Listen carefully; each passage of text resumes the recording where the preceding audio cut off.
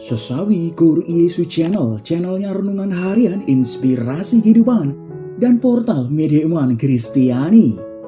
Damai sejahtera bersamamu. Semoga sahabat-sahabatku yang dikasihi oleh Kristus, sobat kelam muda dan saudara-saudara yang terkasih dalam Kristus Yesus, dimanapun Anda berada sahabatku, beroleh sukacita, berkat yang melimpah serta perlindungan dari Tuhan sahabatku.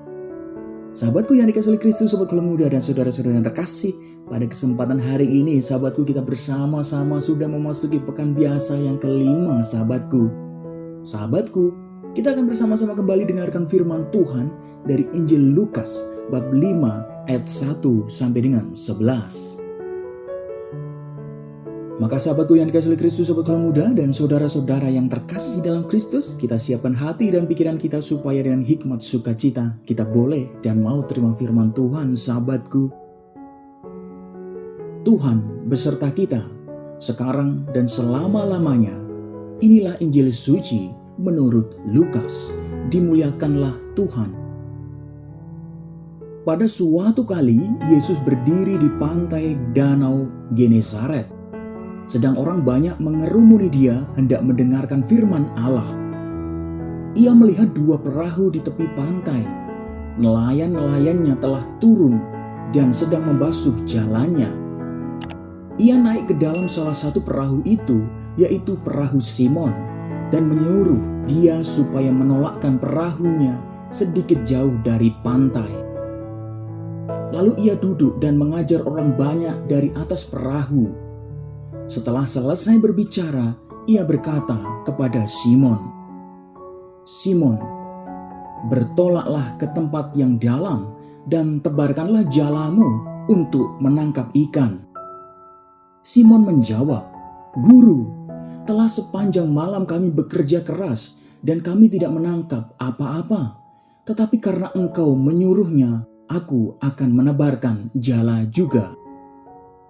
Dan setelah mereka melakukannya, mereka menangkap sejumlah besar ikan, sehingga jala mereka mulai koyak.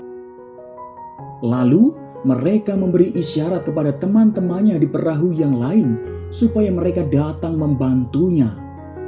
Dan mereka itu datang.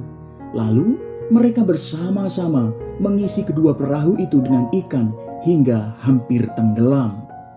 Ketika Simon Petrus melihat hal itu, ia pun tersungkur di depan Yesus dan berkata, "Tuhan, pergilah daripadaku, karena aku ini seorang berdosa." Sebab ia dan semua orang yang bersama-sama dengan dia takjub oleh karena banyaknya ikan yang mereka tangkap. Demikian juga Yakobus dan Yohanes, anak-anak Zebedeus, yang menjadi teman Simon. Kata Yesus kepada Simon, "Jangan takut, mulai dari sekarang engkau akan menjala manusia." Dan sesudah mereka menghela perahu-perahunya ke darat, mereka pun meninggalkan segala sesuatu lalu mengikuti Yesus. Demikianlah sabda Tuhan. Terpujilah Kristus. Sahabatku yang dikasihi oleh Kristus, sobat kelam muda dan saudara-saudara yang terkasih dalam Kristus, dimanapun Anda berada sahabatku. Sahabatku yang dikasihi oleh Kristus, kalau kita melihat tokoh-tokoh dalam firman Tuhan sahabatku, dinamika tokoh pada bacaan pada kesempatan ini sangat berkaitan dengan panggilan untuk menjadi murid dan utusan Tuhan sahabatku. Ada hal mendasar yang perlu kita hayati sebagai anggota gereja dari para tokoh yang disebut dalam bacaan pada kesempatan ini sahabatku.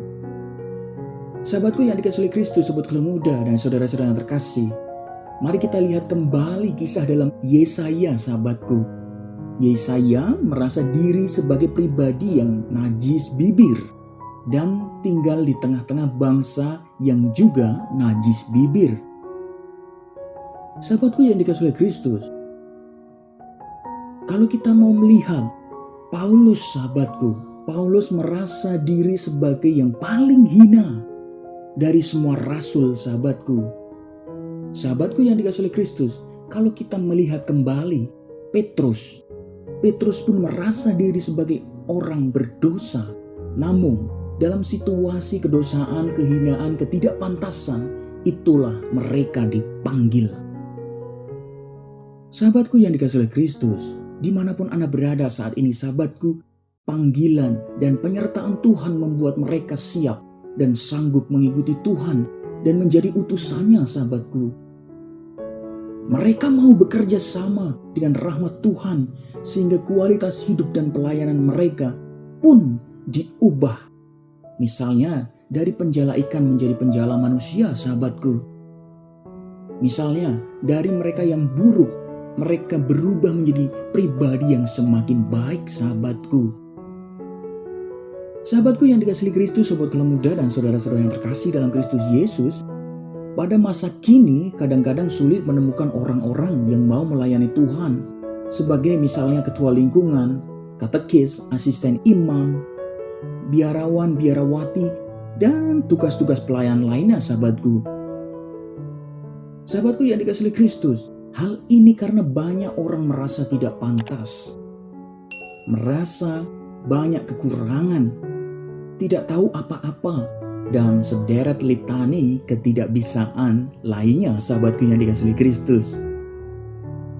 Sahabatku yang dikasihi Kristus, sobat Kelem Muda dan saudara-saudara yang terkasih dalam Kristus, semoga seperti para tokoh yang disebutkan pada kesempatan ini, kita berani berserah pada panggilan Tuhan untuk dibentuk sehingga siap diutus dengan kualitas hidup dan pelayanan yang lebih baik sahabatku.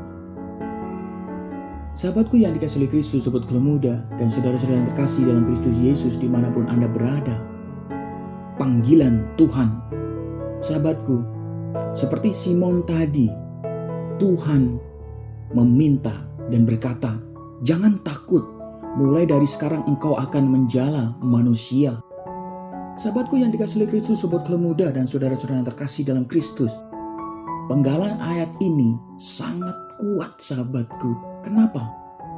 Karena Tuhan meminta kita supaya tidak takut sedikit pun dan percaya bahwa Tuhan sendiri telah mendampingi kita dengan sukacita Tuhan yang luar biasa sahabatku.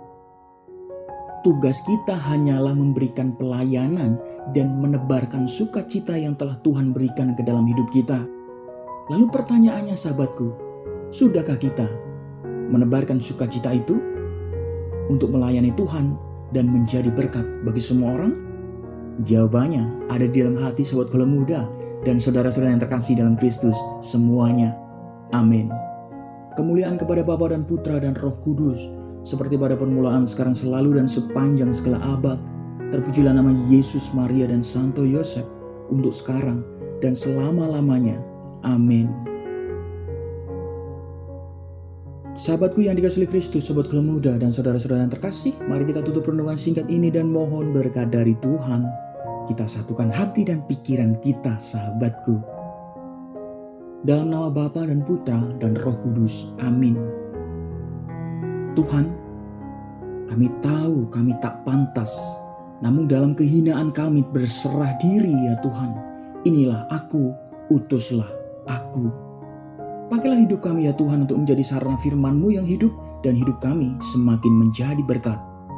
Kami berdoa pula ya Tuhan bagi mereka-mereka yang saat ini dikecewakan, merasa bersalah, ditinggalkan ya Tuhan, dan juga mengalami beban penyesalan hidup mereka.